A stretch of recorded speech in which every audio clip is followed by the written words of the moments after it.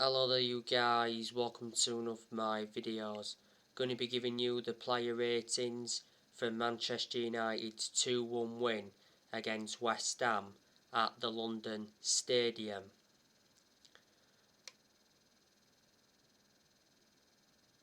David De Gea, I'll give him a 7 out of 10. David De Gea made a good save with his feet to deny Jarrod Bowen. Couldn't do anything about Benrahma's deflected goal, and De Gea made a match-winning save. He denied Mark Noble from the penalty spot in stoppage time. De Gea has been in goal for all our games so far this season. He's done well, De Gea made good saves in the 1-1 draw against Southampton, also made some good saves in the 1-0 win against Wolves. This season is De Gea's 11th season.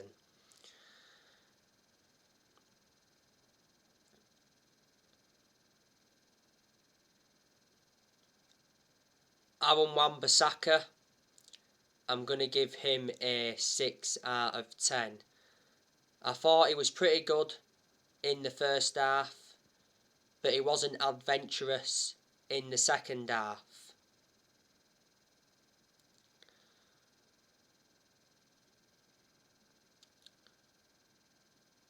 Aaron Wan-Bissaka needs to improve from wide areas.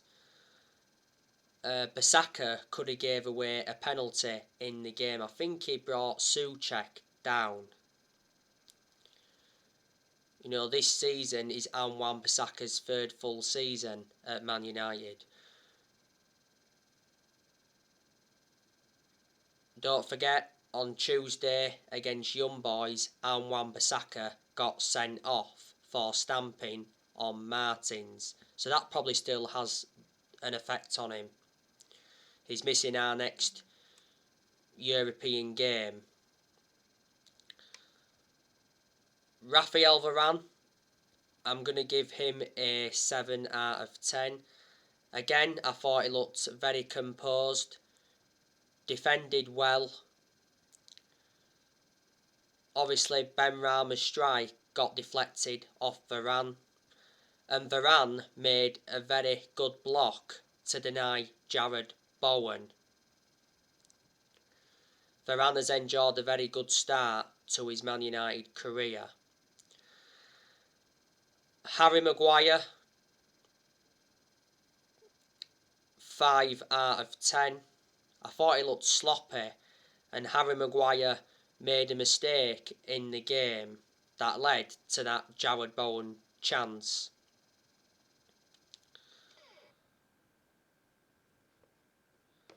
Luke Shaw, I'm going to give him a 7 out of 10.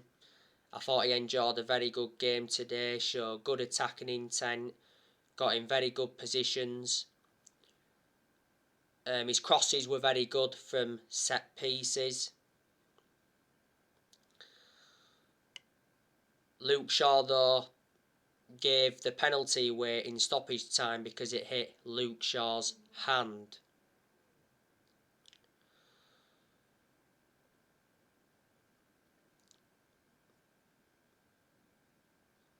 Fred, I'm going to give him a 4 out of 10. I thought Fred looked too exposed and he was careless on the ball. So just a 4 out of 10 for him, unfortunately. Scott Mctominay, 6 out of 10. Weren't bad.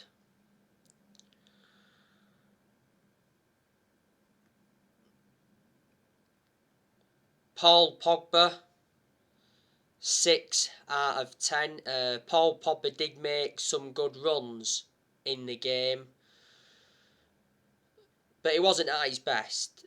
Paul Pogba actually looked injured because I think he caught a minor injury early on in the game. Bruno Fernandez, I'm going to give him a 7 out of 10. Bruno Fernandez made things happen. Fernandez had a very good chance. He hit the post. Fabianski tipped it onto the post. Fernandez's crossing was very good. And obviously he played that crossing that led to Ronaldo's equalising goal.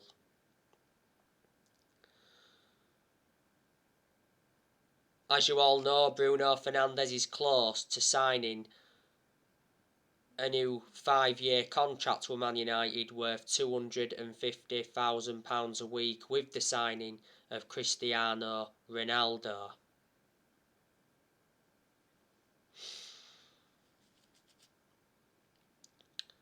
Fabrizio Romano said not so long ago that talks have been ongoing since July between Manchester United and the agent of Bruno Fernandes over a new contract. At the moment, Fernandes is under contract with Man United till 2025. There's an option of a further 12 months.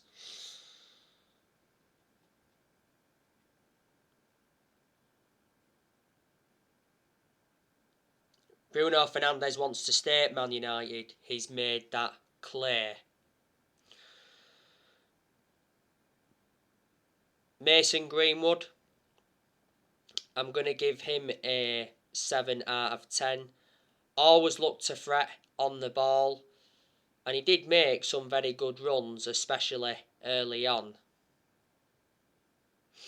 Greenwood's enjoyed a very good start to the season. Greenwood scored 3 goals so far this season.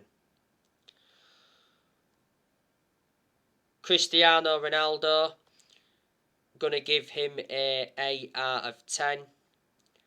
Ronaldo got our equalising goal. Ronaldo's initial first shot was saved by Fabianski, but Ronaldo tucked in the rebound. That's 4 goals now for Ronaldo in 3 games.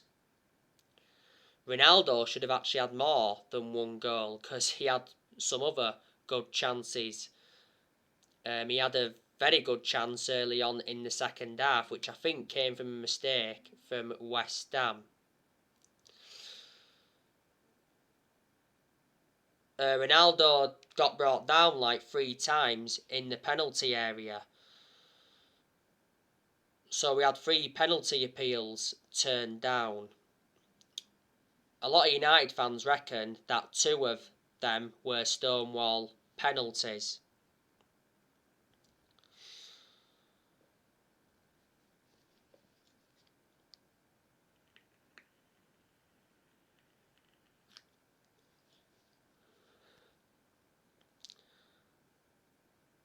But Ronaldo is doing really, really well since he's re-signed.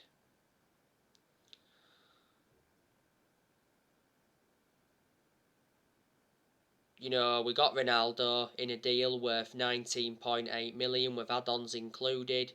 He wears the number 7 shirt and he signed a 2-year contract with Man United with an option of a 3rd year.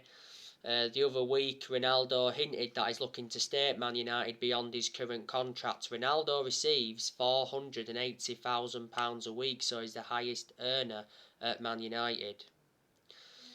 Greatest player of all time though. He's won 32 major trophies in his playing career. You know, Ronaldo is already the all-time scorer in the Champions League. A few weeks ago, he became the all-time international top scorer with 2 late goals against Ireland. Prior to the Young Boys game, Solskjaer did say though it's not impossible to leave Ronaldo out of the team. Solskjaer did say he doesn't have to play Ronaldo for every game. And prior to the Young Boys game, Ronaldo came out and said we can win the Champions League. We brought substitutions on in the game. Obviously we saw Jesse Lingard come on. I'll give him a 7 out of 10. Jesse Lingard scored the winning goal. And what a goal it was as well. obviously Jesse Lingard was reuniting with West Ham. You know, when Lingard came on, the West Ham fans gave him a good reception. Because last season Lingard enjoyed a 4-month loan spell with West Ham and he made an impact. Prior to the game, Solskjaer said that Lingard will be a Man United player next season. We are looking to extend his contract. His current contract expires next year. The other week, Lingard rejected a new Man United contract offer over playing time concerns, despite him being in the last year of his deal. We saw Matic come on in the game.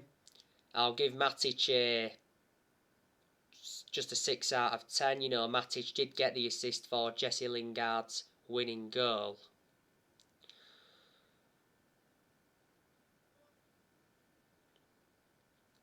And Jadon Sancho came on. I'll give Jadon Sancho a 5 out of 10. He struggled to make an impact when he came on. Hasn't enjoyed a great start to his Man United career.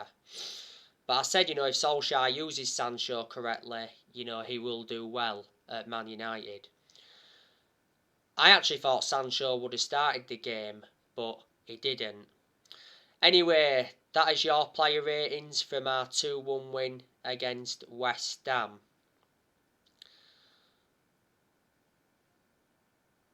We have now extended our away run in the Premier League to 29. We haven't lost away from home in the Premier League since January 2020. We've enjoyed a good start to the Premier League season. We've won 4 games out of 5 so far in the Premier League. We are joint top with Chelsea and Liverpool. It was good to see a response though from the embarrassing defeat to Young Boys in the Champions League. Solskjaer got heavily criticised in the 2-1 loss against Young Boys. Obviously a lot of the blame stemmed from Solskjaer in that defeat because obviously the tactics were wrong and the substitutions were wrong.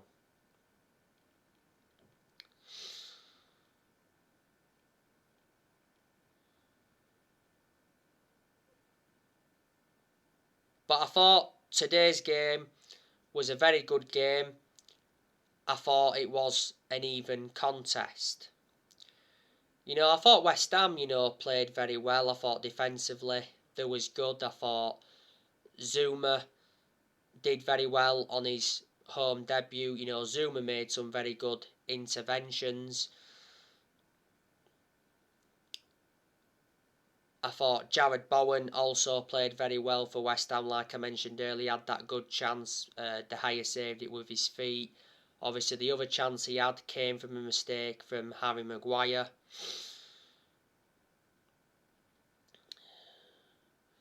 Fabianski, you know, he did very, very well in West Ham's goal. You know, he made some very, very good saves. If it wasn't for Fabianski, I think we'd have won more than 2, and I think we could have won 3, 4, maybe 5-1 if it wasn't for Fabianski.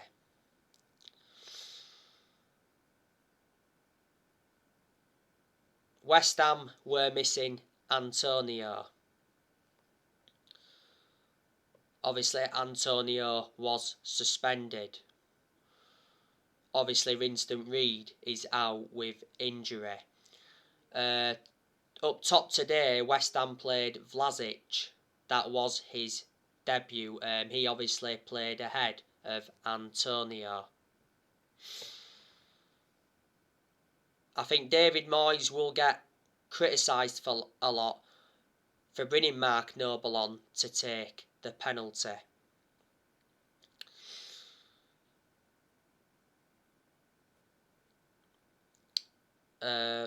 Obviously West Ham would have been lethargic because obviously they played not so long ago against Dynamo Zagreb.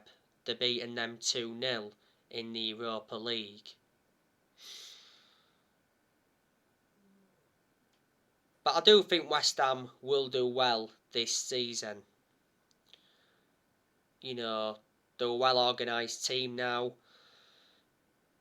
David Moyes, to his credit, he's doing really well in his second spell at West Ham. He's been at West Ham almost 2 years in his second spell. He wasn't good in his first spell at West Ham. He got sacked. And before, Moyes has managed Real Sociedad, got sacked from them. He's managed Sunderland before, got sacked from them because he got Sunderland relegated. He managed Man United for 10 months. We sacked him after 10 months. We finished 7th under the David Moyes era, and that's the lowest we've finished in the Premier League era. He also managed Everton before. To his credit, he did very well at Everton. He was a long-serving manager at Everton. He endured like 11 years with them. And he's managed Preston before. And obviously today, David Moyes reunited with Man United.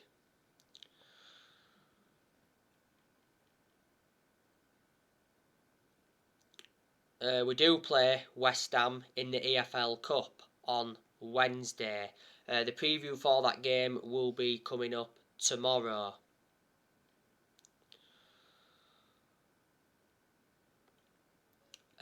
Solskjaer recently said we must leave a legacy of silverware. Solskjaer has to win a trophy this season to basically save his job. You know, he's not yet won a trophy as Man United manager. We haven't won a trophy since 2017, and that's nowhere near good enough to our standards. We know Solskjaer's ambition for this season, and that's to win the Premier League. We haven't won the Premier League since 2013, which is 8 years ago now.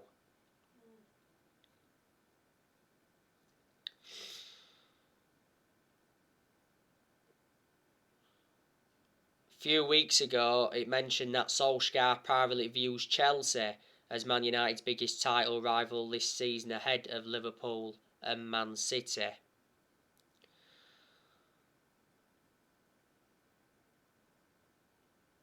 And before the start of the season, Solskjaer talked up Man United's title hopes.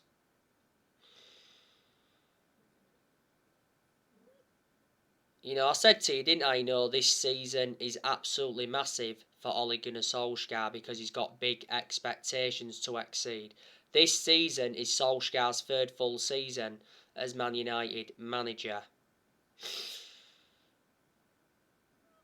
Obviously, last week there was a lot of rumours coming out regarding Antonio Conte. It said Antonio Conte would accept the Man United job if Solskjaer was to be sacked. But Antonio Conte wants a winning project, so he's rejected Arsenal. He's also rejected Tottenham. Antonio Conte is available because he left Inter Milan at the end of last season.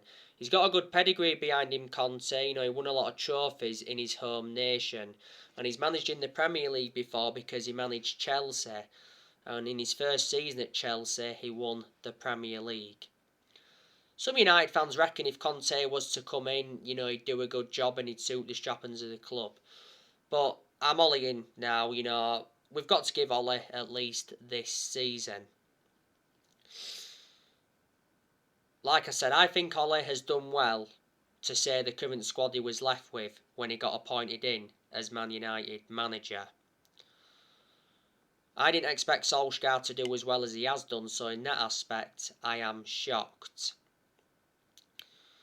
I have criticised him a lot during his managerial tenure at Man United, but I have had my reasons behind it.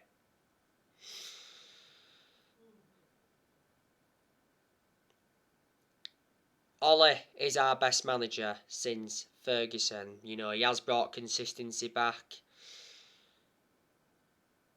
Solskjaer has more or less given everybody their chances to express themselves, including the young players.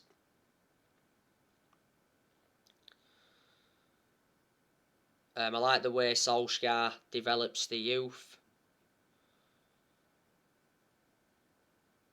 Solskjaer has made good signings as Manchester United manager. Solskjaer has signed 14 players so far, and we've spent like 441 million under the Solskjaer era. So, in the summer of 2019, Ollie recommended Daniel James and Wan-Bissaka and Harry Maguire in. Back in January 2020, he brought Bruno Fernandez in and Odin Ighalo in on loan, let Ighalo go in January of this year. In the summer of 2020, he brought Edison Cavani in, Alex Telles, Donny van de Beek, Amad Diallo and Facundo Pellistri. Will loan Pellistri out in this year's summer transfer window. And in this year's summer transfer window, we brought Tom Eaton in, Jadon Sancho, Rafael Varan, and we re-signed Cristiano Ronaldo after 12 years. Ollie's also got rid of a lot of players since he's come in, which he knew he had to do.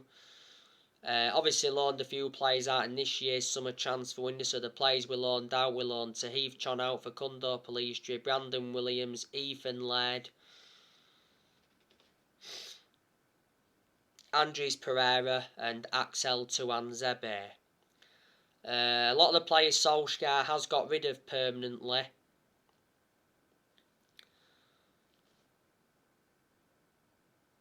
He got rid of Daniel James in this year's summer transfer window.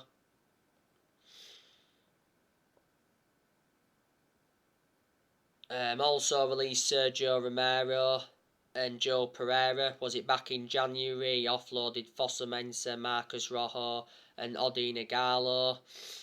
Solskjaer's let players like Young go, Valencia go, Smalling go. And that trio were long-serving players at Man United. Also let Darmian go, let Herrera go, let Fellaini go. Fellaini left back in January 2019.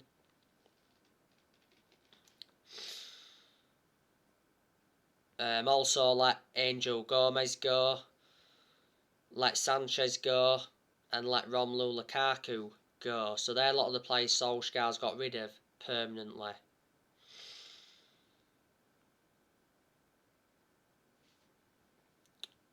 And you can see that progress has been made under Ollie, because Ollie has got us to semi-finals. He got us to 3 semi-finals in his first full season. He got us to the EFL Cup semi-final last season. He got us to the Europa League final last season. That was his first major final as Man United manager. So there you go. So hopefully this season Solskjaer can build on what he produced in his first full season, his second full season. Like I've said, he has to win a trophy this season to prove himself. And we've extended a lot of players' contracts under Ollie. A few weeks ago, Ollie mentioned he wants new contracts for 5 players. That's Pogba, Fernandez, Rashford, Luke Shaw and Harry Maguire. So there you go.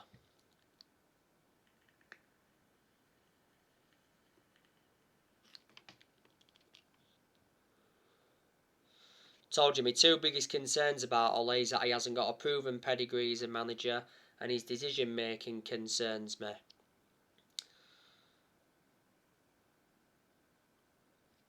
Obviously, before the start of the season, Solskjaer signed a new contract with the club till 2024. There's an option of a further year, and we did make a mistake giving him that new contract. Maybe we should have waited until the midway point of this season or the end of this season to decide on whether to give him the contract. But anyway, we give him it.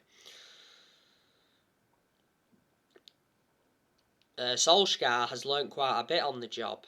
I think there's still plenty of things he's got to learn, Ollie, because he's still a young coach. But Ollie's been with us now almost 3 years as Man United manager, and reflecting now on his being at the club, he has gained some managerial experience. But like I've said, I adore Solskjaer, and I presume all United fans adore Solskjaer, regardless of what happens, because he's a club legend. He endured 11 years as a player for Man United. He flourished under Sir Alex Ferguson's guidance. He got appointed in December 2018 to replace Mourinho. He's been permanent Man United manager since March 2019. And he got the job permanently, reflecting how well he did in that 3-month period as the interim manager. And in this year's summer transfer window, Solskjaer did receive the backing he deserved. You know, our owners, the Glazers, backed him surprisingly, but the Glazers backed him because they'd been persuaded to. John Murtough backed him. You know, John Murtough is our director of football, and we made the right decision getting our director of football in, because I did mention that's one of the structural changes we needed at the club, and Darren Fletcher also backed him in the summer transfer window. And we made the right decision getting Darren Fletcher back in. Darren Fletcher knows the club through thick and thin. He endured 2 decades as a player for Man United.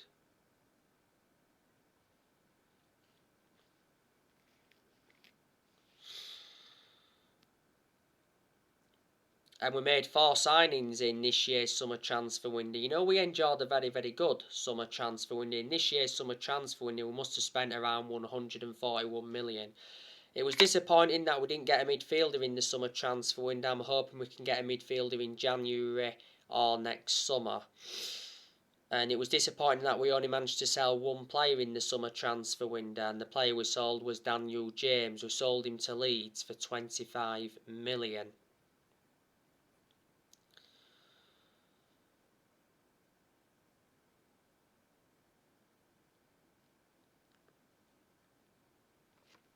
Earlier on today, I read up about Solskjaer, and it did say that Solskjaer is willing to sell up to 7 players in January, including Anthony Martial and Donny van de Beek. We've got to sell Martial because Martial is not good enough to represent the club.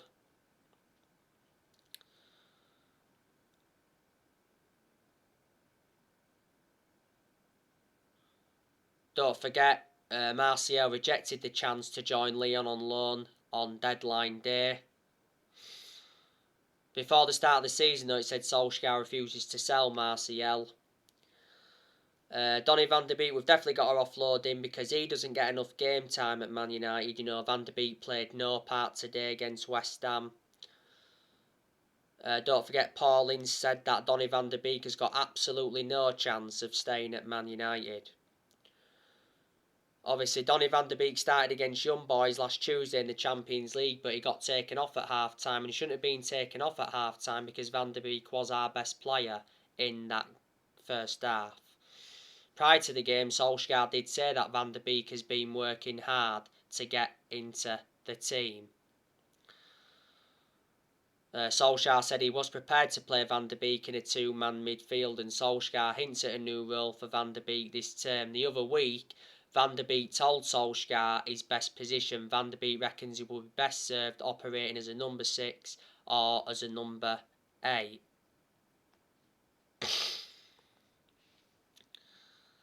And Jesse Lingard, he could be leaving in January, but reflecting on him scoring the winning goal today, coming off the bench, maybe some United fans have changed their perception and said, you know, we should keep Jesse Lingard.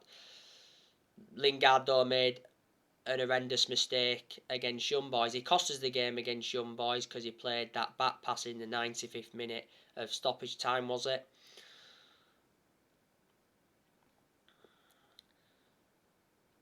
Phil Jones, good chance he's going to leave in January.